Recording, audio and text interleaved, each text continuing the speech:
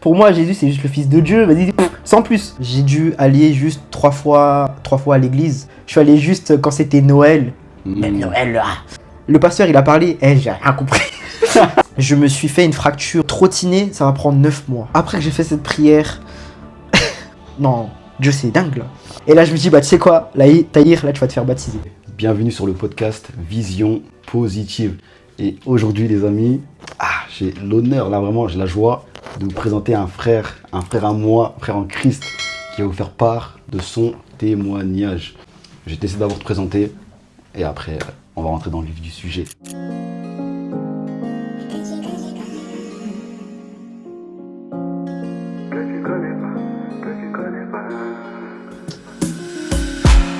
Il y a une paix en Dieu que tu ne connais pas, que tu ne connais pas. Une vraie paix en Dieu que tu ne connais pas, que tu ne connais pas.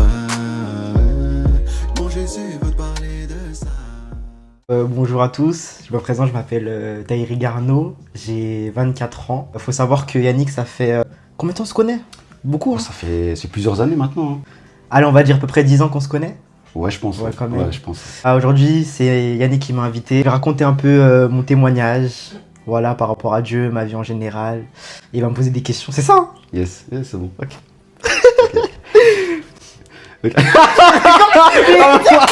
Est-ce que tu peux juste nous dire ce que tu fais en ce moment, si tu travailles, si tu es étudiant? Je suis étudiant, de temps en temps je travaille un peu par-ci par-là. Ouais. Mes passions dans la vie, je fais du sport, beaucoup de sport, du basket. Actuellement, je me suis mis à faire la course à pied. Ok. Et ouais, voilà, C'est important le sport, hein, c'est important aussi. Le corps et l'esprit, les gars, très important. important. Alors, moi, de base, j'étais quelqu'un qui était très timide. Qu'on va dire très timide, peut-être ça parle à quelqu'un. Juste le fait d'aller voir la boulangère, genre j'étais stressé. Ok. Par exemple, dingue, avant, juste parler à une fille, genre j'avais trop peur. Ok. Tu vois, je tremblais et tout. Et aussi, j'étais quelqu'un qui avait pas assez confiance en lui. Enfin, quand je dis ça, c'est que moi, j'étais quelqu'un qui suivait les gens sans avoir ma propre pensée. Tu Ok. vois, genre, par exemple, quand moi, je voulais dire ma pensée, j'avais peur du jugement des gens. Qu'est-ce qu'il va penser? C'est vraiment, est-ce que ton avis pouvait impacter Ouais, les autres? ouais, voilà, c'est Du coup, ça. tu faisais vraiment attention à ce que tu disais, Ouais. à ton opinion, quoi. Exactement, exactement. Du coup, moi, faut savoir avant. En plus avec toi, on en a parlé, je referai toute ma vie. Bon, bref, je vais venir moi, depuis que je suis tout petit, je savais que, en gros, en haut, il y a quelqu'un, mais genre sans plus. Tu vois, quand je dis en haut, c'est quelqu'un, c'est en mode, juste, on va dire, quand on parle de Dieu, c'est que juste, il y a un être suprême, genre comme si nous, on était des Playmobil, Ok. et lui, il nous regarde comme ça. De ma naissance jusqu'à mes 18 ans, surtout de mes 18 ans, moi, je savais juste qu'il y avait Dieu. Mais est-ce que moi je l'ai réellement expérimenté dans ma vie? Voilà, juste je vivais ma vie comme je le voulais, tu vois, sans Ouais, sans se poser de se questions. poser trop de questions par rapport à Dieu, juste je vis ma vie, tu vois. Imaginons demain je meurs, vas-y, je m'en fiche. Tu disais pas, oui, peut-être il y a quelqu'un qui va me juger, peut-être que je Ouais. vais pas aller au paradis. Exactement. Ça te parlait pas, en fait. Exactement. Heureusement que mes parents, ils m'ont toujours, en fait, juste appris à me dire que il y a Dieu, en fait, c'est tout. Tu vois, je me suis pas dit comme si j'étais vraiment athée en mode ouais, moi je crois pas à Dieu. Avant mes 18 ans, avant que j'arrive à Lyon, j'ai dû aller juste trois fois à l'église. Je suis allé juste quand c'était Noël. Même Noël, là. Pendant les événements familiaux. Donc, si je comprends bien, en fait, tu allais pas tout seul. Enfin, tu allais parce que ta Voilà. famille ou des proches Mais- y allaient. Mais pas en mode de mon plein gré. Tu vois, pas en mode de mon plein gré. Tu vois pas, il se concentre là. Non, mais par là. Il me regarde, je ne sais pourquoi. Du coup, à mes 18 ans, mon meilleur ami, David Opong, dédicace à lui, un jour il m'invite à l'église et au début je voulais pas y aller. En mode, t'as vu, des excuses. Du coup, c'est quoi? T'avais pas envie d'y aller parce que ça t'intéressait pas? Ou il y avait En fait- un pressentiment? En fait, moi j'ai vraiment eu l'image, mais je pense qu'on a tous grandi dans ça, en mode juste l'église, c'est des chants religieux, en mode juste t'es là. Comme si t'étais juste t'es spectateur du truc. Ouais. Pourquoi aller à l'église en fait? Un jour je me suis rappelé en fait une de mes tantes.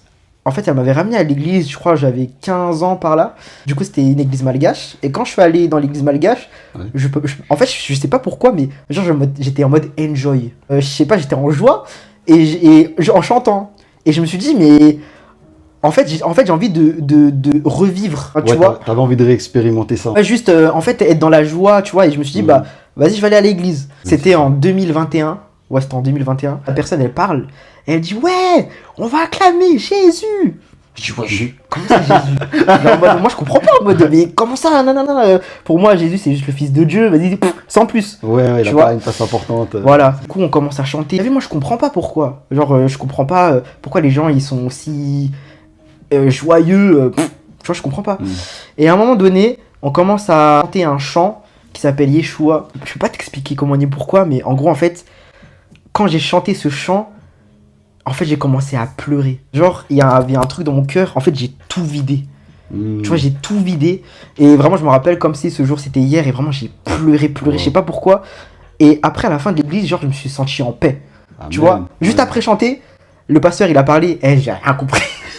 2 ans avant 2023, la première fois que je suis allé à l'église jusqu'à 2023, du coup, j'allais à l'église un peu de temps en temps. Genre, j'allais parce que j'avais envie, ou soit j'avais pas envie. Ok, depuis Tu cette vois. expérience-là. Ouais, je vivais ma vie connaissant Dieu, mais pas plus en me disant, ouais, j'ai envie de donner ma vie. Et en fait, arrive un événement de ouf, je me suis fait une fracture de la rotule. Ma rotule, là, elle s'est fracturée.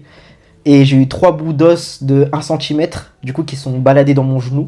Sachant pour préciser à ce moment-là, avant ça, tu faisais du basket Ouais. et t'étais vraiment à fond. C'est un événement qui a été très compliqué Ouais, de ouf. quand c'est survenu, quoi. Exactement. Arrive le moment où je me fais opérer. En fait, c'est là que tu te rends compte de ce que c'est de juste marcher. Quand je dis ça, c'est marcher, être debout, juste profiter du temps avec ta famille, etc. Quand j'étais en convalescence, genre j'étais vraiment tout seul. Quand je dis tout seul, c'est vraiment, je souhaite à personne de juste, en fait, de voir ce que ça fait être dans un lit d'hôpital. Juste quand je voyais mes cousins et tout, genre j'étais trop heureux. Je disais, waouh, genre, juste mes cousins, ils viennent, ma famille, je dis purée, en fait, c'est ça, en fait, le fait d'avoir une famille, tu vois. Et pendant ces temps-là, en fait, je me suis vraiment remis en question par rapport à ma vie, etc. aussi, même par rapport à ma foi. Pendant les 3 premières semaines, j'ai tellement pleuré. Quand j'ai tellement pleuré, c'est qu'en fait, déjà, t'es tout seul. C'est dur que quelqu'un puisse comprendre la douleur que t'as, tu vois, physique ou même mentale. Ouais. Et en fait, moi, tous les soirs, genre, je pleurais parce que j'avais tellement mal aux genoux. Genre, pendant les 2 premières semaines, j'ai dû dormir que 1 heure tous les soirs. Ah ouais. Parce que, en fait, tellement t'as mal, en fait, ton genou, il saigne. Tu prends des anti-inflammatoires. Tous les matins, on te fait des piqûres. C'est quoi, t'étais vraiment cloué au lit, tu pouvais Ouais. pas bouger, en fait. En fait, même juste aller aux toilettes, tu vois, c'est un combat. Ah. Tu vois, juste pour aller uriner, je mettais 10 minutes. Purée. Tu vois, juste ça. Ouais, c'était vraiment compliqué. Alors que, en vrai, faire pipi, tu vois, ça Ouais. dure 30 secondes. Mm. À un moment, je vais chez le kiné. Je suis allé chez le kiné, etc. pour me faire éduquer. Enfin, il me dit comment ça va se passer au niveau de mon genou. Et je demande, ouais, du coup, c'est quand que je vais reprendre le basket? Juste même courir. Et ils me disent que, malheureusement, Tahiri, ton cas, il est très spécial. Même juste pouvoir trottiner, ça va prendre 9 mois. Ok. Et là, je me dis, purée, tu vois. Je me rappelle, c'était le matin, après la séance de kiné, parce que du coup, j'ai une séance de kiné tous les matins. Je vais dans mon lit et tout, et là, je me mets à pleurer comme une fleur. Ah, ouais. Tu Ah, vois, par parce rapport à la que nouvelle, ouais, c'était- par rapport à la neige, je dis purée, mais comment je vais faire? Tu vois, alors que Ouais. pour moi, le basket, ça avait une grande place dans ma vie. Tu vois, juste même le fait de courir, je me mets à pleurer. Mais vraiment, j'étais triste à un point. Et du coup, je me dis, tu sais quoi, Tahir, là, t'es tout seul avec toi-même. Genre, je me dis, est-ce que de moi-même, tu vois, je vais réussir? Et en fait, là, je me suis rendu compte qu'en fait, c'est pas possible. Tu vois. Et la première chose, et même souvent, on dit que lorsque tout va mal dans sa vie, même tout être humain, il va parler. Tu vois. Et moi, je me suis dit, vas-y, je vais parler à Dieu, tu vois. Amen. Et là, je me suis mis j'ai commencé à prier. Faut savoir que dans ma vie, quand je priais, je disais toujours Dieu, mais je comprenais pas pourquoi on priait, pourquoi je devais dire le mot Jésus. Ouais, ça tu avait pas vois. de sens. Ouais. Pour moi, ça n'avait pas de sens. Et je me suis dit, tu sais quoi, Tahir, juste essaye. Tu vois. Et j'ai fait une prière sincère. J'ai dit, s'il te plaît, juste Seigneur Jésus, guéris-moi. Là, j'en ai marre. Et j'ai pleuré, bref. Ah, est-ce que tu te rappelles à peu près, ça c'était combien de temps après la nouvelle que tu t'es décidé à prier? 3 semaines après mon opération. Ok. Tu vois. Et en gros, ma mamie, elle m'avait donné un livre. Et dans le livre, en gros, ça parlait il y a un verset qui disait prier sans cesse. Tu vois. Et à ce moment-là, en fait, je me suis dit que là, Tahir, tu vas prier tout le temps. Que ça soit avant d'aller chez le kiné, peu importe la situation, avant d'aller dormir, là. Du coup, c'est là que je me suis vraiment mis à parler à Dieu, tu vois, à prier constamment. Après que j'ai fait cette prière, Je fais ma rééducation, etc. Et je reste 3 mois en centre de rééducation. Ok. Qu'est-ce qui se passe du coup 3 mois plus tard? Je fais des analyses, etc. Et les kinés, ils voient mon genou. Et ils disent, Tahiri? Je fais, oui, dites-moi. Ils me disent, bah, c'est bizarre. Parce que là, bah, ton genou, il guérit plus vite que ce qui devrait se passer, ouais. Enfin, que la normale. Parce qu'en fait, comment t'expliquer? En fait, il faut savoir que quand tu te fais opérer du genou, en fait, t'as une certaine, t'as un certain degré de ton genou, et quand tu le plies, en fait, imaginons si je peux pas le plier à 180 degrés, je peux pas retourner à la maison, tu vois. Et du coup, j'ai réussi à plier mon genou. En fait, c'est vraiment après cette prière. En fait, mon genou, il a guéri plus vite. Tu vois, je me suis dit, mais il y a une émulation de malade. Amen. Et c'est ce qu'ils ont dit, les kinés, ils ont dit, mais Tahiri, c'est bizarre, parce que là, ton genou, il a guéri plus vite que ce que nous, on pensait. Et moi, j'y croyais pas. Et après confirmation, c'est après que quand je suis sorti de l'hôpital, je vous promets, hein, je me suis remis à jouer au basket. 4 mois après mon opération, j'avais quand même une genouillère, mais j'ai quand même retrottiné. 4 mois. Et c'est rien passé, hein. Et je joue au basket. Et même mes potes, ils me disent, mais attends, tu te fais opérer à combien de temps? Je dis, bah, ça fait 4 mois. Wow. Et là, même moi, mes potes, j'ai dit, mais non, Dieu, c'est dingue, là. Wow. Et là, je me dis, bah, tu sais quoi, Tahir, là, tu vas te faire baptiser. Dieu, il a fait pour toi, pourquoi tu vas pas faire pour lui? À la base, t'en avais pour 9 mois. Ouais, Et au final, au bout de 4 mois, ouais. tu as guéri. Exactement. Tu as pu remarcher. Et là, du coup, depuis que je me suis fait opérer, je me suis plus refait mal au genou. Amen, Tu vois. amen. Mais du coup, un élément dans ma vie où j'ai compris que vraiment Dieu il m'aimait. Un jour, on a un repas familial avec toute ma famille. Il y a mon père, il y a ma mère et toute ma famille, on va dire mes grands-mères et mes cousins. Et on a un débat. Mon cousin il demande ouais, est-ce que c'est bon ou pas en tant que croyant d'aller en boîte, genre, enfin, il me disait en mode ouais, t'es un croyant, tu peux aller en boîte. Et moi je disais en mode c'est pas une question d'aller en boîte, tu y vas ou pas, mais juste le fait que à aucun moment tu vas en boîte, tu penses à Dieu. Tu vois, à aucun moment tu vas en boîte, à quel moment tu penses au Seigneur. Mon père, il est d'accord avec la vision de mes cousins. Ouais, tu peux aller, en tant que croyant, tu peux quand même aller en boîte, etc. Et ma mère, elle est dans mon point de vue, elle dit non, faut pas y aller, moi, etc., etc. Et à un moment donné, je sais pas la conversation ça mène à quoi. Mon père, il dit ouais, moi je suis athée. Ma mère, elle dit mais il est bête ou quoi lui? Il est bête ou quoi lui? Et ma mère, elle commence à pleurer. Je me rappellerai toute ma vie, ma mère, elle commence à pleurer. Mais je dis, mais maman, pourquoi tu pleures comme ça? En gros, faut savoir un truc, c'est qu'avant que je naisse, je devais avoir une grande sœur. Mais malheureusement, elle restait que 1 semaine sur Terre, parce qu'en gros, elle a avalé le placenta de ma maman. Pour mes parents, tu vois, c'était une grosse perte de perdre un enfant, etc. Pendant des mois et des mois, bah, mon père et ma mère allaient à l'église avec une dame pour demander un enfant. Et moi, je le savais pas. En gros, ma mère, quand elle disait, ouais, du coup, à mon père, quand elle est à l'église avec moi, c'est juste pour me faire plaisir. Mon père, il s'est posé comme ça. J'ai jamais vu mon père aussi abattu. Il s'est posé comme ça pendant 2 minutes, il a pas parlé. Et ma mère, elle me dit, bah, tout simplement, tu sais, Tahir, avant que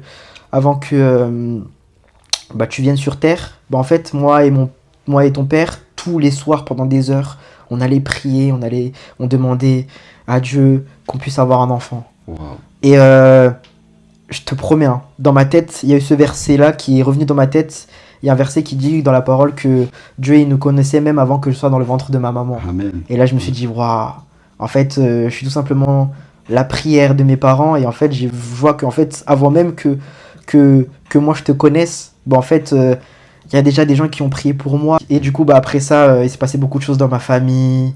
Et des témoignages de ouf. Mais du coup, voilà, c'est le plus gros témoignage de ce que j'ai pu vivre. Ok, bah, gloire à Dieu, hein. Gloire à Dieu, mon frère. Moi, par rapport à ma vie, c'est vraiment genre une paix qui est indescriptible. Tu vois, genre, j'arrive plus à être rancunier, j'arrive plus à même juger quelqu'un parce que tu connais pas son passif. Tu vas voir par exemple un SDF ou même une personne colérique, tu peux pas savoir pourquoi il est colérique. Et même dans la Bible, prends l'exemple tout simple, l'apôtre, il s'appelle l'apôtre Paul, et avant que Jésus puisse lui dire de le suivre, bah, en fait, lui, c'était le premier à insulter Jésus, il faisait mourir tous les chrétiens, et Jésus il a dit bah non, c'est pas grave, même si toi t'as tué mon peuple, viens quand même, tu vois. Et Paul il a dit ah ouais, genre c'est dingue, tu vois. Et c'est ça en fait, genre peu importe ce que les gens ils ont pu faire, ils ont pu vivre, bah Dieu il dit dans sa parole que c'est pas grave, juste pardonne-les, Seigneur, parce qu'ils savent pas ce qu'ils font. Moi, j'étais le premier à critiquer les gens qui connaissent pas Dieu. Tu peux pas juger quelqu'un alors que, comme tu as dit, il n'a pas expérimenté Dieu. C'est ça, en Tu peux pas fait. le juger parce qu'il connaît pas Dieu. Pour finir, pardon. En Oh, gros, un vas-y. truc que j'ai vu dans la différence, c'est que moi, par exemple, depuis que je suis tout petit, il y a un truc qui m'attaquait beaucoup, c'est vraiment la masturbation. Par exemple, quand je faisais l'acte, genre, je m'en battais les steaks et même je devenais esclave. Par exemple, maintenant, je comprends de pourquoi, déjà, il faut pas le faire, parce que déjà, ça souille ton âme, plein de choses. Et même aussi, en fait, dans ton cœur, tu sens que, t'as vu, quand tu pêches, en fait, tu te sens pas bien. Tu vois, Ouais. t'es écuré de faire la chose et tu te dis, mais en fait, pourquoi tu fais ça, en fait? Tu vois? À quoi ça sert? À quoi ça sert? Et en fait, c'est ça que en fait, Dieu m'a vraiment beaucoup interpellé. En fait, d'avoir une crainte, tu vois, de me dire qu'en fait, là, ce que je fais, c'est pas bien. Et en fait, Dieu, il met dans mon cœur qu'en fait, déjà, ce que tu fais, en fait, c'est pas bien. C'est pas juste consciemment, mais vraiment dans ton cœur, tu vois. Et aussi dans le mensonge. Genre, j'étais vraiment quelqu'un qui... Enfin, quand je disais mentir, c'était vraiment naturel. Ok, Tu vois. frérot, quel conseil tu pourrais donner à une personne qui est, tu vois, qui est chrétienne ou non, mais qui s'intéresse à Dieu, qui a envie de le connaître un peu plus? Moi, le seul conseil que je peux donner, premièrement, Dieu, c'est pas une religion, mais c'est une relation. Amen. Quand je dis ça, c'est Important. qu'en mode... parce que Dieu, il sait qu'on n'est pas parfait. En fait, lui, juste son but, c'est vraiment qu'on puisse avoir un cœur à cœur avec lui. En fait, j'ai vraiment vu la main de Dieu dans ma vie. Toutes tes détresses et tout ce qu'il y a dans ta vie, en mode juste, tu parles à Dieu. Moi j'ai des potes à moi. Quand je dis parler à Dieu, c'est... Bon, c'est un grand mot challenger, mais juste... Ouais, Dieu, moi, je te dis cash. Par exemple, moi, je crois pas en toi. Mais j'ai entendu parler de toi. Et si vraiment tu existes, agis. Tu vois, je veux voir. Je veux voir. Et juste le fait que tu demandes ça, dans tout le cas, Dieu, il va agir. Après, ça dépend comment l'état de ton cœur. Est-ce que tu veux voir Dieu juste pour tes propres intérêts? Juste voir Dieu parce que vraiment, tu as envie de le voir. Et même, malgré, peu importe, même si tu demandes Dieu par rapport à tes intérêts, tu vas quand même voir Dieu. Amen. Mais le meilleur conseil que juste je peux donner, c'est vraiment juste ouvre ton cœur à Dieu et tu lui parles. Amen, amen, amen. Ok, mon frère. Ok, gloire à Dieu. On a fini? Ouais, on a fini. Attends, il faut que je fasse la fin quand même. Merci beaucoup pour ton témoignage. Et vraiment, j'espère que ce témoignage vous a touché.